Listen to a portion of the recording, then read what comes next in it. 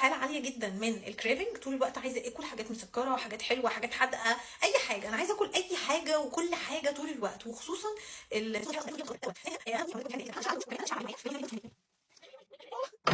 هلو هلو. انا بعد ما استفتيت قلبي وفكرت كتير جدا جدا جدا، يا ترى هاخد بيبتايد ولا ميزو بيبتايد ولا ميزو عادي ولا هاخد بيبتايد 3. بصراحة اكتشفت ان انا محتاجة اخد بيبتايد 3 عشان خاطر هو مش بس في حقنة البيبتايد، لا كمان هو في الحقن الموضعية اللي هتعمل تفتيت للدهون اللي في المنطقة اللي مضايقاني، فعايزة استارت بان انا هعمل بيبتايد 3 وبعد كده ممكن افكر اشفت على ميزو بيبتايد وبعدين اكمل على ميزو عادي. المهم ان انا دلوقتي قررت ان انا هاخد الجرعه بتاعتي معايا وهنتابع مع بعض داي باي داي ان شاء الله ايه اللي هيحصل طول الاسبوع، وهرجع اوزن تاني. النهارده انا وزني 61 و600 جرام. هاخد الجرعه والاسبوع الجاي هنوزن مع بعض. هتنزلني في الميه يا لهوي، هتنزلني في الميه يا لهوي، هينزلني في الميه يا بوسي. بس خلاص خدنا الجرعه، بعد كده هروح اكمل الحقن الموضعيه.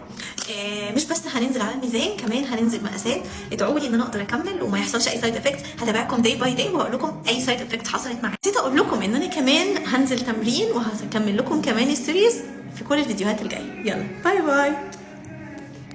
سؤال تاني بقى، اشمعنى اخترتي البيبتايد 3؟ اخترت البيبتايد 3 لان هي اكتر حاجه هتحافظ على الكتله العضليه. بالنسبه لي دي حاجه مهمه جدا، لان كيلو واحد عضلات لما بنخسره صعب جدا ان احنا نعوضه تاني بسهوله، فعشان كده كنت بحاول ادور على اكتر حاجه هتساعدني ان انا ما اخسرش الكتله العضليه وفي نفس الوقت اخسر كميه كبيره من الدهون اللي هي اكتر حاجه مضايقاني.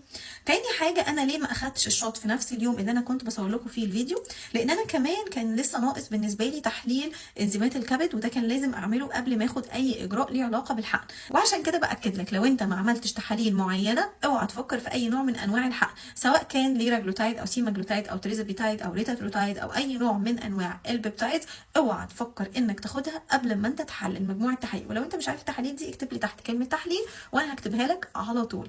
انا كده بقالي تقريبا ساعتين واخده الجرعه، الحمد لله لحد دلوقتي مفيش اي سايد افكت، ولكن بكره ان شاء الله هصور لكم فيديو تفاصيل اليوم كله، كلت ايه وايه الاعراض اللي حصلت لي وحسيت بايه. بس كمان انا مجهزه الفيتامينز بتاعتي عشان اكون مستعده، واي حد بياخد اي نوع من انواع الحقن ما ينفعش ما يكونش بياخد فيتامينز. الفتره الجايه كمان هعمل اي في دريبس وهتشتركوا معايا في الرحله كامله. باي.